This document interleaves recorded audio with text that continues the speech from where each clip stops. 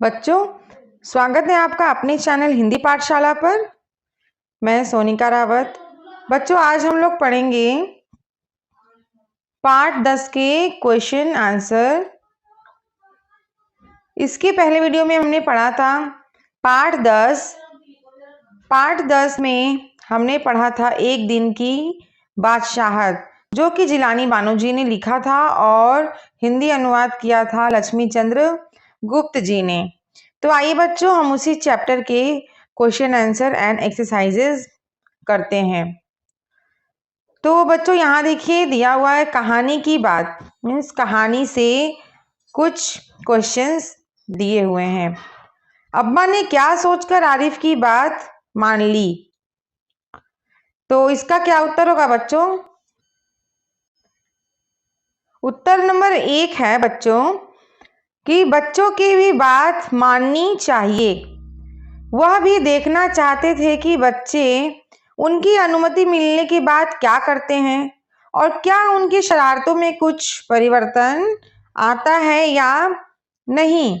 कहने का अर्थात है कि पिताजी यह देखना चाहते थे कि उनकी इस परमिशन के बाद कि उन्हें एक दिन के लिए सारे अधिकार मिल जाएंगे कि उनकी शरारतों में कुछ कमियां आती हैं या नहीं।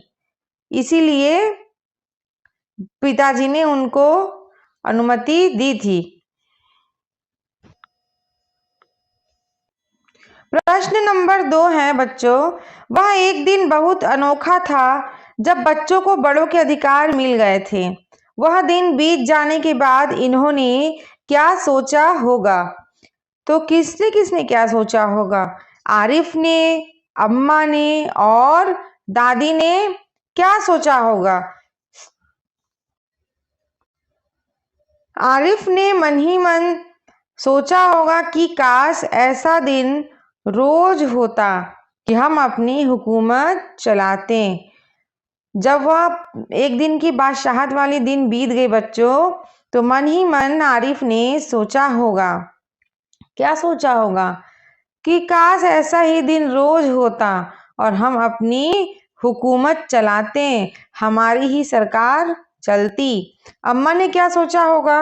अम्मा को मन ही मन एहसास हुआ होगा कि बच्चों की भी बातें सुननी चाहिए और उनके ऊपर ज्यादा रोक टोक नहीं लगाना चाहिए, है ना बच्चों।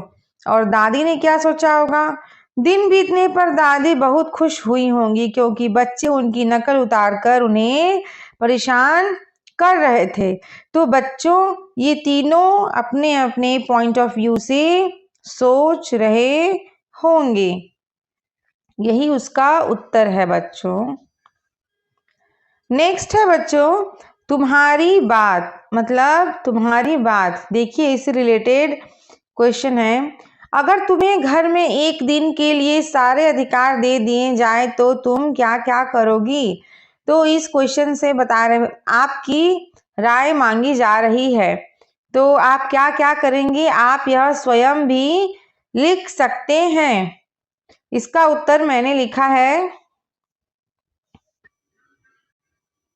तुम्हारी बात से उत्तर नंबर 1, यदि हमें एक दिन के लिए सारे अधिकार दे दिए जाए तो हम अपनी सारी मन मर्जियां करेंगे जो कि हम पाबंदियों में नहीं कर पाते हैं, जैसे कि मनपसंद खाना खाना, घूमने जाना, दोस्तों के साथ खेल खेलना आदि। तो इसका उत्तर आपको जो सही लगे वो भी आप लिख सकते हैं। मुझे यही सही लगा तो मैंने ये लिख दिया। कहानी में ऐसे कई काम बताए गए हैं जो बड़े लोग आरिफ और सलीम करने के लिए कहते थे। तुम्हारे विचार से उनमें से कौन कौन से काम उन्हें बिना शिकायत किए कर लेने चाहिए थे और कौन कौन से कामों के लिए मना कर देना चाहिए था? तो इसमें 2 तरीके के क्वेश्चन किए गए हैं बच्चों कि आरिफ और सलीम को कौन कौन से काम है जो बिना शिकायत उनको कर लेने चाहिए थे, ठीक है, और कौन कौन से कामों को मना कर देना चाहिए था। उत्तर नंबर 2, बच्चों को कर लेने वाले काम कौन कौन से थे? रात को जल्दी सोने और उठने का काम कर लेना चाहिए था। घर में शांति से रहने का काम करना चाहिए था। मित्रता कम करने का काम करना चाहिए था। कहने का अर्थात ज्यादा दोस्ती नहीं करनी चाहिए थी और फिजूल खर्ची से बचने का भी काम करना चाहिए था। और कौन कौन सा काम उन्हें मना कर देना चाहिए था? तो मना कर देने वाले काम हैं जैसे कि मिर्चों का सालन खाने से और खराब कपड़े पहनने से। तो ये तो बात सही है बच्चों कि बच्चों को मिर्चों का सालन नहीं खिलाना चाहिए क्योंकि उससे डाइजेस्टिव सिस्टम खराब हो सकता है। और खराब कपड़े जैसे रजिया जो उसकी आपा थी वह उनको खराब कपड़े पहनने के लिए बोलती थी, तो उनको इस काम के लिए मना कर देना चाहिए था, है ना बच्चों। तो ये दोनों काम उनको नहीं करने चाहिए थे और ये सारे जो काम हैं ये कर लेने चाहिए थे, जैसे कि रात को जल्दी सोने और उठने का काम, घर में शांति से रहने का काम, मित्रता कम करने का काम और फिजूल खर्ची से बचने का काम कर लेना चाहिए था। नेक्स्ट है बच्चों तरकीब। देखिए तरकीब का मतलब क्या होता है? उपाय, कोई ना कोई रास्ता ढूंढना, है ना। तो यहाँ लिखा हुआ है इन्वर्टेड कॉमा में, देखिए दोनों घंटों बैठकर इन पाबंदियों से बच निकलने की तरकीबें सोचा करते थे। तो कौन? आरिफ और सलीम क्या करते थे? बहुत देर तक बैठ बैठ कर जो उनके ऊपर चार्जेस लगाए गए थे, पाबंदियां लगाई गई थी, उससे बच निकलने के लिए उपाय ढूंढते रहते थे। फर्स्ट नंबर क्वेश्चन है, तुम्हारे विचार से वे कौन कौन सी तरकीबें सोचते होंगे? सेकंड नंबर है, कौन सी तरकीब से उनकी इच्छा पूरी हो गई थी? एंड थर्ड नंबर है, क्या तुम उन दोनों को इस तरकीब से भी अच्छी तरकीब सुझा सकती हो? तो इसका उत्तर क्या होगा बच्चों? देखिए तरकीब से फर्स्ट नंबर का आंसर है, आरिफ और सलीम दोनों मिलकर सोचते होंगे कि घर वाले को किस प्रकार समझाया जाए कि बच्चों पर ज्यादा पाबंदी लगाना ठीक नहीं है। और उत्तर नंबर 2 है, कौन सी तरकीब से उनकी इच्छा पूरी हो गई थी, ये प्रश्न है और इसका उत्तर है बच्चों, अब्बा से एक दिन का अधिकार मांगकर उनकी इच्छा पूरी हो गई थी। प्रश्न नंबर 3 है, क्या तुम उन दोनों को इस तरकीब से भी अच्छी तरकीब सुझा सकती हो? क्या आप सुझा सकती हैं बच्चों इस तरकीब से ज्यादा अच्छी तरकीब? तो इसका उत्तर है कि उन दोनों ने जो तरकीब अपनाई थी वह सबसे अच्छी है। इस तरकीब से बड़ों को इस बात का एहसास करा दिया कि हर समय बच्चों को डांटना और सीख सिखाना नहीं चाहिए, है ना बच्चों। उत्तर नंबर 3 में क्या दिया गया है कि उन दोनों ने जो तरकीब अपनाई वह सबसे अच्छी है। इस तरकीब से बड़ों को इस बात का एहसास करा दिया कि हर समय बच्चों को डांटना और सीख सिखाना नहीं चाहिए। और पूछा गया कि क्या इससे अच्छी सीख और क्या तरकीब आप सुझा सकती हो? तो मुझे नहीं लगता कि इससे अच्छी तरकीब कोई हो सकती है। अब है अधिकारों की बात। अधिकारों की बात यहाँ क्या है, जैसे कि अधिकार छीन लिए गए थे बड़ों के, तो इसी प्रकार यहाँ अधिकारों की बात होगी। देखिए इन्वर्टेड कॉमा में लिखा है बच्चों, आज तो उनके सारे अधिकार छीने जा चुके हैं। तो फर्स्ट नंबर क्वेश्चन है, अम्मी के अधिकार किसने छीन लिए थे, है ना। तो किसने छीने थे वो हम उत्तर में देखेंगे।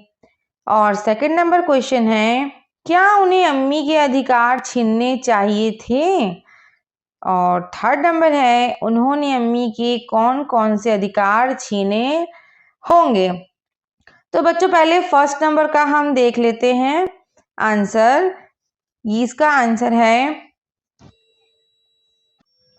देखिए बच्चों अधिकारों की बात से उत्तर नंबर 1 है।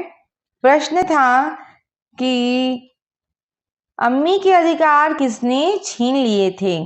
तो उत्तर है आरिफ और सलीम ने मम्मी के अधिकार छीन लिए थे, है ना, क्योंकि उन्होंने पिताजी से अनुमति ले ली थी एक दिन के अधिकार, बड़ों के अधिकार उनको मिल जाए और जो सारे बड़े हैं वह बच्चे बन जाएं।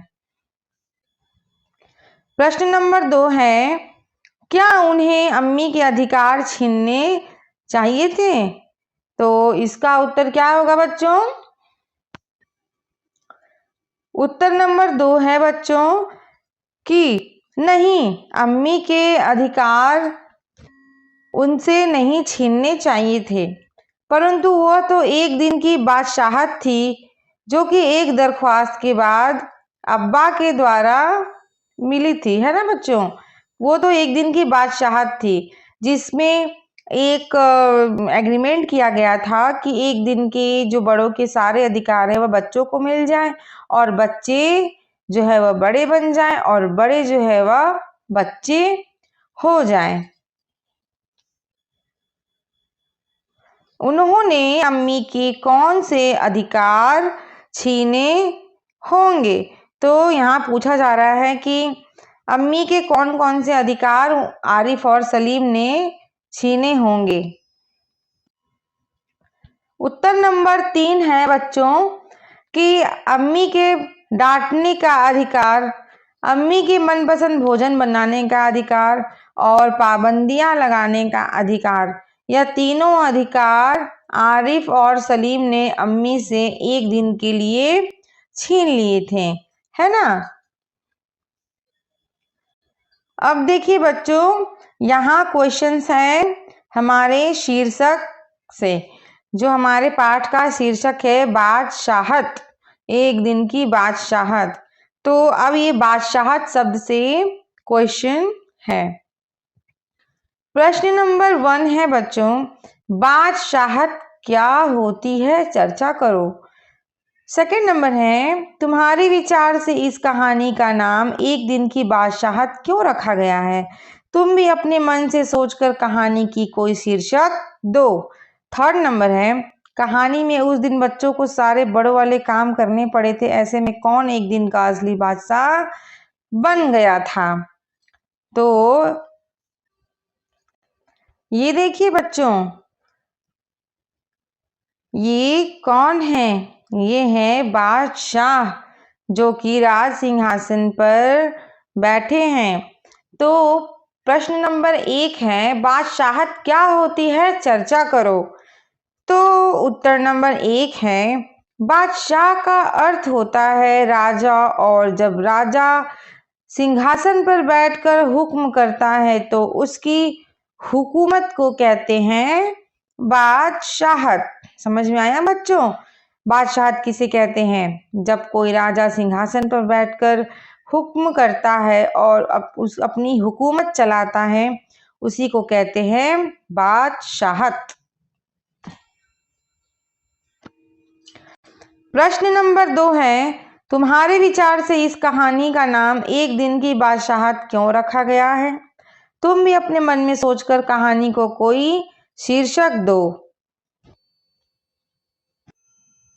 उत्तर नंबर 2 है बच्चों, देखिए, इस कहानी का नाम एक दिन की बादशाहत है इसलिए रखा गया है कि सुबह से रात तक आरिफ और सलीम इस घर के बादशाह होते हैं। इसका शीर्षक हमारी आज़ादी भी हो सकता है ना बच्चों? क्योंकि बच्चों को आज़ादी चाहिए होती है, इसलिए इसका शीर्षक हमारा आज़ादी भी हो सकता है। और उत्तर नंबर 3 का प्रश्न क्या है? प्रश्न नंबर 3 है बच्चों, कहानी में उस दिन बच्चों को सारे बड़ों वाले काम करने पड़े थे, ऐसे में कौन कौन एक दिन का असली बादशाह बन गया था? तो बताइए बच्चों, ऐसे में कौन एक दिन का असली बादशाह बन गया था? उत्तर नंबर 3 है बच्चों कि आरिफ एक दिन का असली बादशाह बन गया था, क्योंकि उसी ने ही अपने भाईजान को आंख दिखाया था और फिल्म देखने से मना कर दिया था, है ना। देखिए बच्चों, पाठ में एक शब्द यह भी आया है, तरमाल। तो यह देखिए इन्वर्टेड कॉमा में पाठ से लिया गया लाइन है।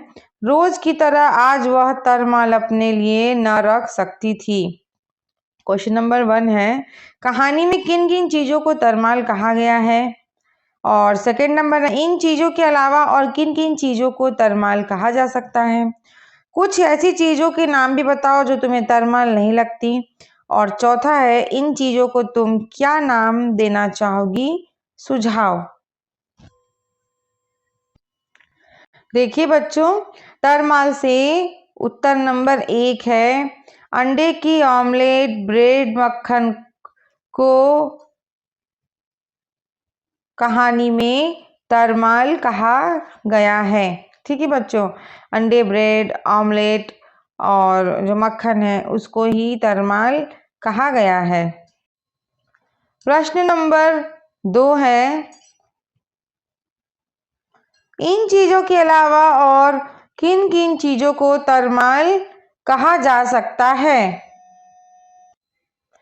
उत्तर नंबर 2 है बच्चों, पिज्जा, बर्गर, पनीर की सब्जी, तंदूरी रोटी, इन सब चीजों को भी तरमाल कहा जा सकता है ना। क्योंकि पिज्जा बहुत ही पसंद है बच्चों को, बर्गर, पनीर की सब्जी, तंदूरी रोटी और भी बहुत, चाउमीन, ये सभी चीजों को तरमाल कह सकते हैं हम लोग।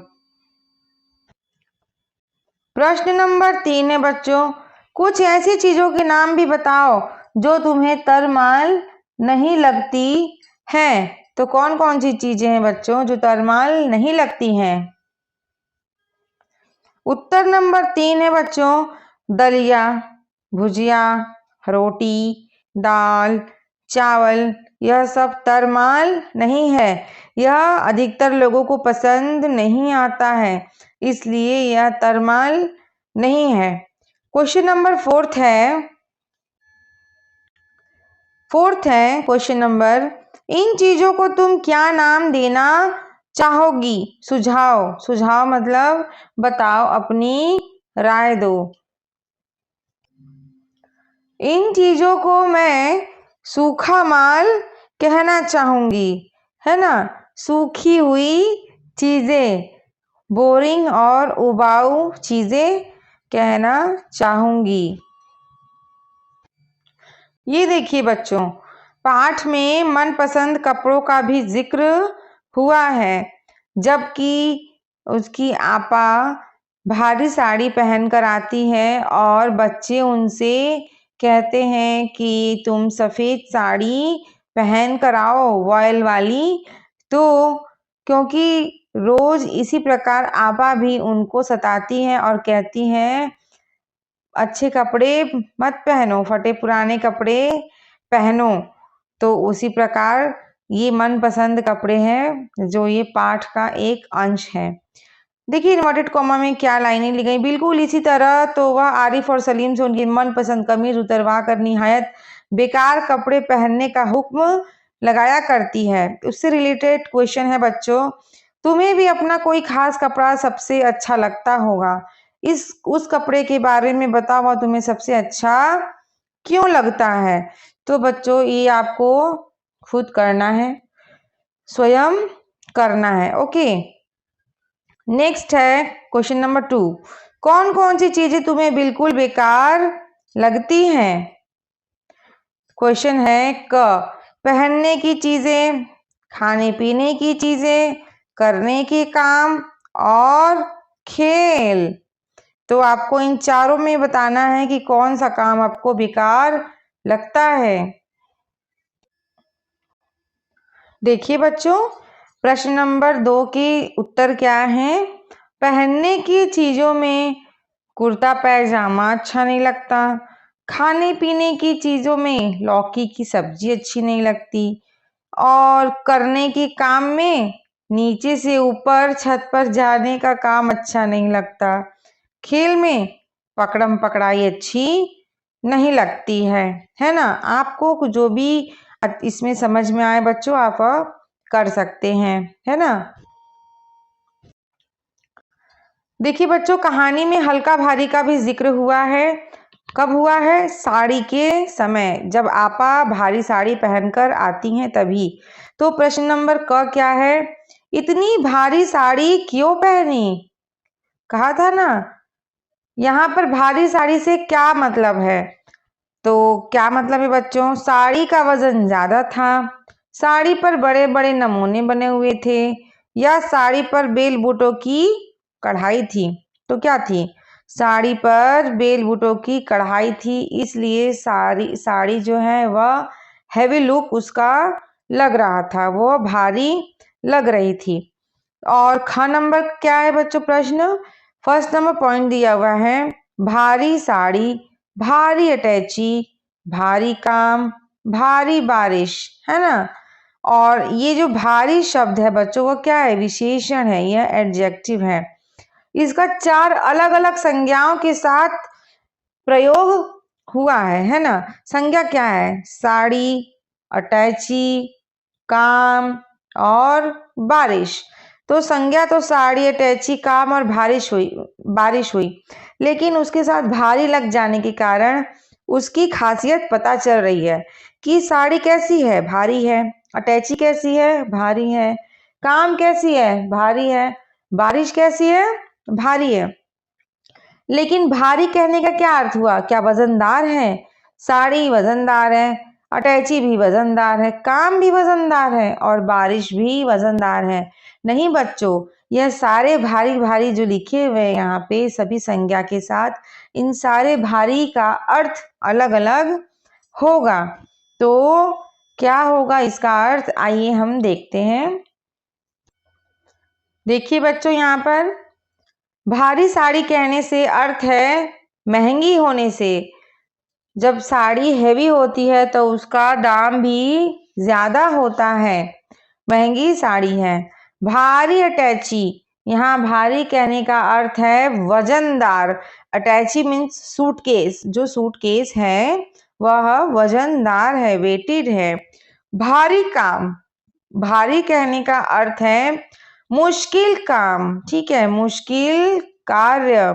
और भारी बारिश कहने का अर्थ है ज्यादा ज्यादा बारिश हो गई या अधिक बारिश हो गई। अब नेक्स्ट क्वेश्चन है, बच्चों ग। भारी की तरह हल्का का भी अलग अलग अर्थों में इस्तेमाल करो। जिस प्रकार भारी का अलग अलग अर्थ है अलग अलग संज्ञाओं के साथ, उसी प्रकार हल्का को भी अलग अलग संज्ञाओं के साथ जोड़कर अर्थ बताना है। तो चलिए अर्थ बताते हैं। उत्तर नंबर ग है बच्चों, हल्का भोजन। ठीक है बच्चों, ये भोजन जो एक संज्ञा शब्द है और हल्का लग गया। यहाँ हमने बनाया है दूसरा शरीर, संज्ञा शब्द है, हल्का लगा दिया।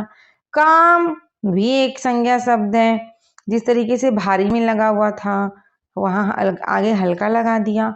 और मिजाज, मिजाज भी एक संज्ञा शब्द है, भाववाचक संज्ञा है, तो यहाँ हल्का लगा दिया। अब इसका अर्थ क्या होता है? देखिए बच्चों, हल्का भोजन करने से पाचन क्रिया सही रहती है। तो हल्का भोजन कहने का अर्थ है कम भोजन, मीन्स लाइट फूड। जो हम लोग लाइट मील लेते हैं, हल्का खाना लेते हैं, ठीक है। हल्का शरीर बहुत ही फुर्तीला होता है, कहने का अर्थ है दुबला शरीर। हल्का काम कहने का अर्थ होता है बच्चों सेहत के लिए अच्छा होता है। हल्का काम का अर्थ है थोड़ा काम, ठीक है। ज्यादा काम करने से हमें थकान हो जाती है, लेकिन हल्का काम करेंगे तो सेहत बनी रहेगी। हल्का मिजाज, हल्के मिजाज से माहौल अच्छा होता है, खुशनुमा होता है। वो कैसे बच्चों? अगर हम किसी भी बात को गहराई से ले लें तो क्या होगा? वहां का माहौल बिगड़ सकता है। इसलिए हल्के मिजाज हल्के मूड से रहने पर माहौल अच्छा होता है, खुशनुमा होता है। तो हल्के मिजाज से कहने का अर्थ है ठंडा दिमाग, है ना बच्चों। तो ये है हल्का का शब्द का अलग अलग अर्थ निकाला है हमने, है ना। हल्का शब्द का अलग अलग अर्थ अलग अलग संज्ञाओं के साथ हमने जोड़कर निकाला है। तो बच्चों, आशा करती हूँ आपको सारे क्वेश्चन आंसर समझ में आ गए होंगे, है ना। तो बच्चों, यह पाठ खत्म होता है। अब हम मिलेंगे अगले वीडियो में चैप्टर 11 पार्ट 1 वीडियो में, है ना बच्चों। तब तक के लिए बच्चों, आप इसे अपने एक्सरसाइज बुक में कर लें, ठीक है ना। नोटबुक में इसे कॉपी कर लें सभी क्वेश्चन आंसर को, और अच्छे से इसे तैयार कर लें। और मेरे चैनल को सब्सक्राइब करना बिल्कुल भी ना भूलें, है ना। और फिर मिलते हैं हम नेक्स्ट वीडियो में। सो बाय बाय बच्चों, thanks for watching my channel. फिर से मिलेंगे, सी यू अगेन, बाय बाय।